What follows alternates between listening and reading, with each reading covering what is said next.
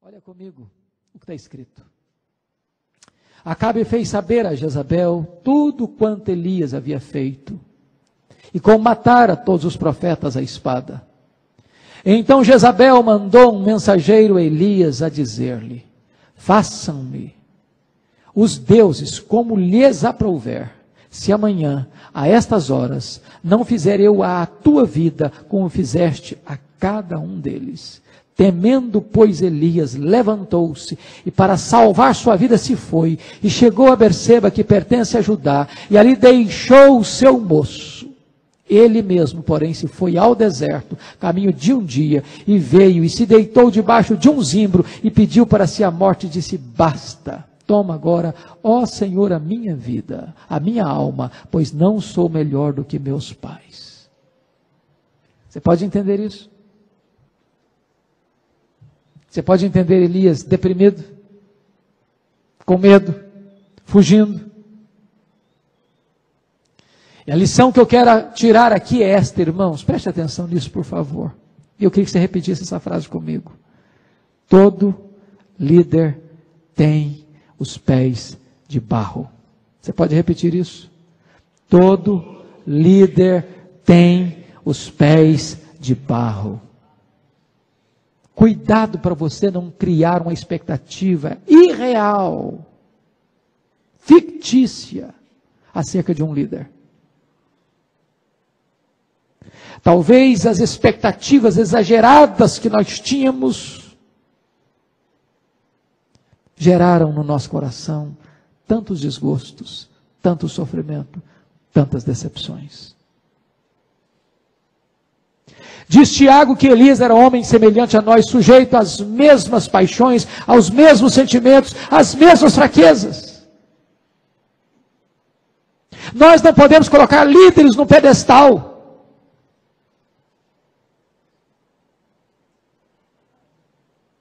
E aqui nós estamos lidando com um dos problemas mais sérios na igreja evangélica, que é o problema da depressão. Poucos assuntos são, ou talvez quase nenhum assunto é tratado de maneira tão equivocada no meio evangélico quanto a depressão. Talvez por duas razões. Primeiro, por causa do que ensina T.L. Osborne, um evangelista de ramo neopentecostal. T.L. Osborne prega no mundo inteiro para milhões e milhões de pessoas. E ele escreve que depressão é demônio. Que uma pessoa deprimida precisa ser liberta.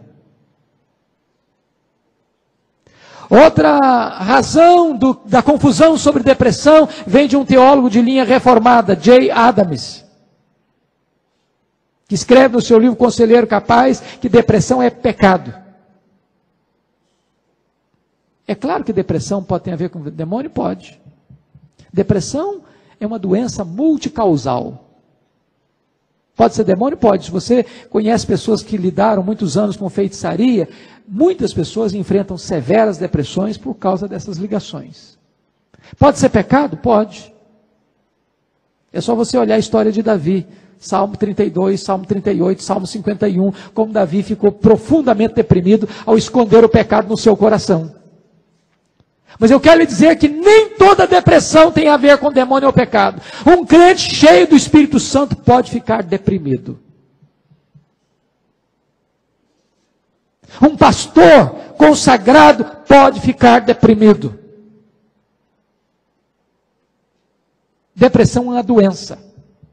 E uma doença gravíssima. Que precisa de tratamento.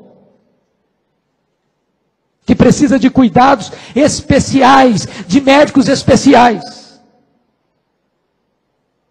Recentemente eu estava dando uma palestra em Belo Horizonte, e uma jovem se levantou e disse: mas como um crente cheio do Espírito Santo pode ficar deprimido? E eu olhei para ela e disse: minha filha, como é que um crente cheio do Espírito Santo pode ter miopia e precisar usar óculos?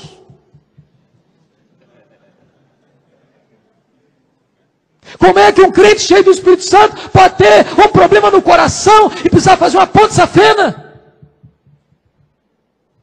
Por que que nós pensamos que daqui para cima é uma coisa, daqui para baixo é outra coisa?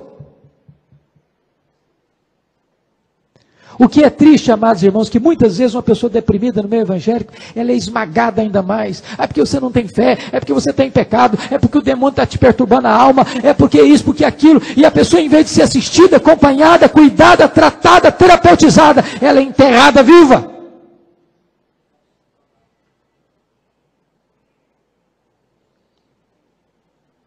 Eu escrevi um livro, recentemente, abordando esse problema. Suicídio, causas, mitos e prevenção. Não há problema social mais grave no mundo do que suicídio, irmãos. Mais pessoas se matam no mundo do que são mortas. Há mais suicídios do que assassinatos no mundo. Para cada suicídio que se divulga, tem 10 que são proibidos de serem divulgados.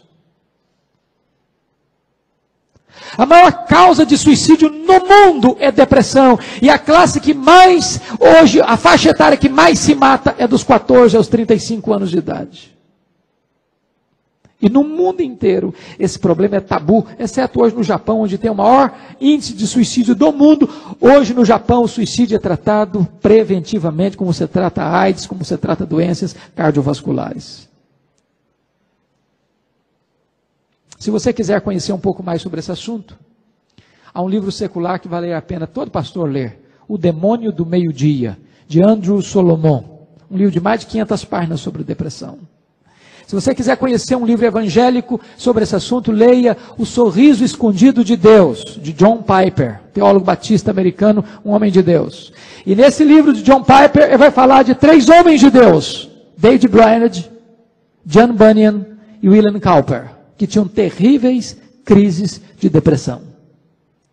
David Brainerd foi um missionário que morreu com 29 anos, que evangelizou os índios antropófagos, peles vermelhas, e que experimentou um grande avivamento no meio da selva. Esse homem tinha terríveis depressões. Ele era noivo da filha de Jonathan Edwards. Não chegou a casar. Mas certa feita, Jonathan Edwards disse que a experiência mais profunda que ele teve com Deus foi ouvir as orações de David Brainerd antes de morrer. Quando perguntaram para John Wesley, qual é o livro mais importante para se ler depois da Bíblia, para ser um bom pregador? Wesley respondeu, leia o diário de David Brainerd. Esse homem tinha terríveis depressões, homem de Deus. John Bunyan, pregador batista do século XVII na Inglaterra, preso em Bedford, ficando 14 anos atrás das grades, por pregar a palavra de Deus em praça pública.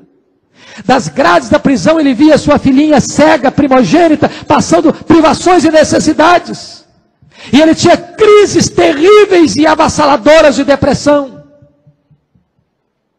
O homem que escreveu o livro mais lido no mundo depois da Bíblia, O Peregrino.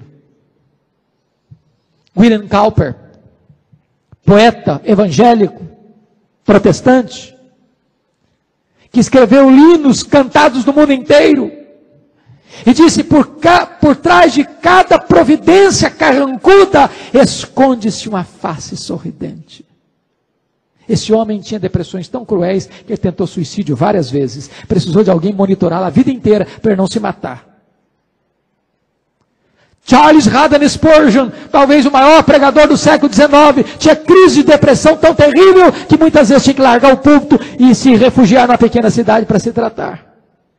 Eu quero lhes dizer uma coisa, irmãos, pastor também pode ficar deprimido. Eu vou lhes dizer mais, talvez choque alguns. Um crente salvo pode ter depressão tão severa, que se não for cuidado, pode chegar a ponto de suicídio, de tirar a sua própria vida.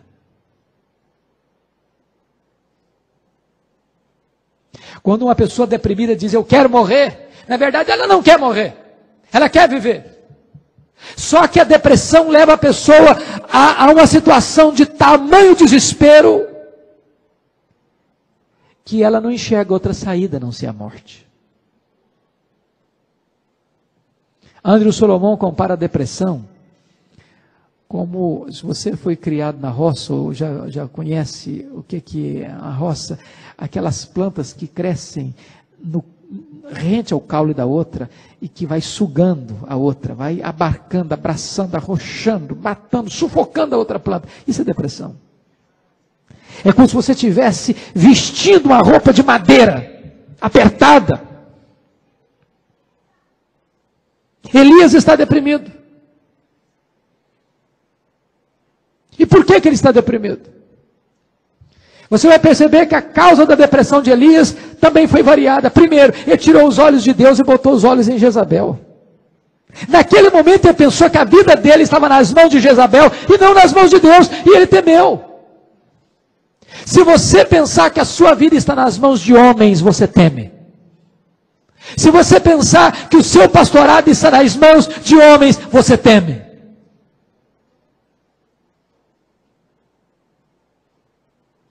Se você olhar para as circunstâncias, em vez de olhar para Deus, você teme. Qual a segunda razão da depressão de Elias? Na hora que ele mais precisava de gente, ele quis ficar sozinho. Versículo 3.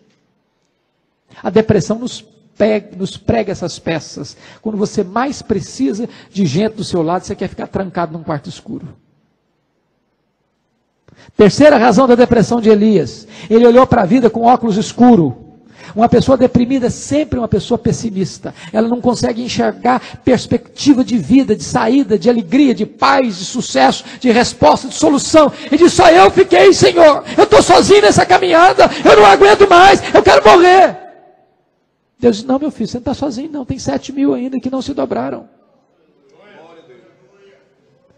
Outra razão da depressão, a pessoa deprimida olha para frente, não vê mais saída. Ele olha a visão do retrovisor, ele só olha para trás. Ele diz, Senhor, não tem mais nada para eu fazer, acabou a minha vida, acabou meu ministério. Deus diz, não, meu filho, não acabou seu ministério não. Você ainda tem que ungir um profeta no seu lugar, você tem que ungir um rei em Israel, você tem que ungir um rei na Síria. O seu ministério ainda não acabou, o melhor da sua vida ainda está pela frente. Você quer morrer, nem morrer você vai. Como é que Deus cura a depressão do Elias? Primeiro, sonoterapia, bota o homem para dormir. Segundo, cardápio especial, prepara uma mesa para ele no deserto. Terceiro, mandando Elias sair da caverna. O que faz aí, Elias? Desabafar. Irmãos, a igreja tem que ser lugar de desabafo. Agora, já que nós estamos aqui em liderança, deixa eu dizer bem baixinho, só para nós. Os pastores são homens solitários, muito solitários. Os pastores não têm coragem de abrir o coração, nem mesmo para os colegas. Porque muitas vezes, ao abrir o coração para o colega puxa o seu tapete e a dor fica mais profunda. Há pastores sufocados, há pastores angustiados, que estão a ponto de explodirem, que precisam de um ombro, que precisam de um amigo, que precisam de um confidente, que ele pode abrir o coração e saber que ele não vai ser traído.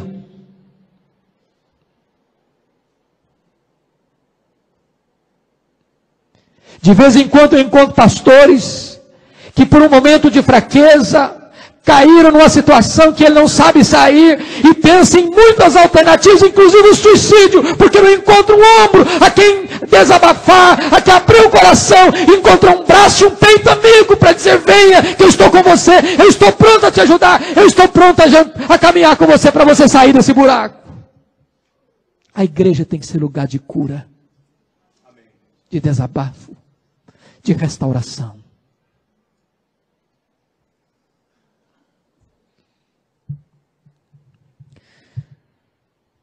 Deus diz para Elias, Elias, o melhor da sua vida não está no passado, Elias. Você não tem que ter a visão do retrovisor, você tem que ter a visão do farol alto.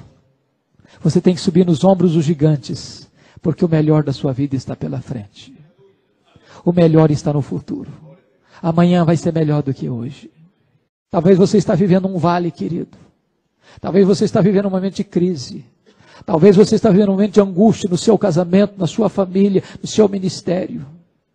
Mas eu quero dizer para você, em nome de Jesus, o melhor de Deus está por vir na sua vida.